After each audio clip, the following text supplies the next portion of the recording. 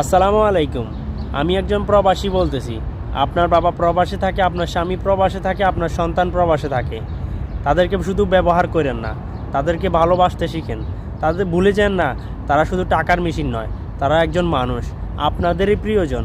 শুধু আপনাদেরকে ভালো রাখার জন্য এই প্রবাসে হাজার হাজার ছেলে নিজের ভালো থাকা, নিজের ইচ্ছে, নিজের সুখ, নিজের শান্তি সব কিছু শুধুমাত্র আপনাদেরকে সুখে রাখার জন্য, আপনাদের স্বপ্নগুলো পূরণ করার জন্য প্রতিনিয়ত টাকার কাছে বিক্রি করতেছে নিজের দেহটাকে। শুধুমাত্র বেঁচে আছে আপনাদের ভালো রাখার জন্য। যদিও মুখে হাসি, সেটাও মিথ্যে হাসি। বিশ্বাস করেন, যে একবার প্রবাসে আসছে সেই জানে জীবনের মূল্য কাকে বলে। সেটা আপনাদেরকে বুঝাতে পারবো না।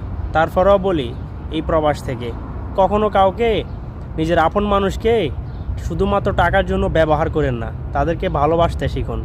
কাউকে কষ্ট দিয়েন না, তাদেরকে কষ্ট দিয়েন না, অবহেলা করেন না। সুখী হতে পারবেন না, ভালো না বাসতে পারেন, তবে ব্যবহার করেন না। কারণ একটা ছেলে প্রকাশ্য কান্না করতে না পারলেও অন্ধকার রাতে বালিশ ভেজানো চোখের পানি আপনার জীবনে কাল বৈশাখী ঝড়ের চেয়েও বেশি কষ্ট দিতে পারে।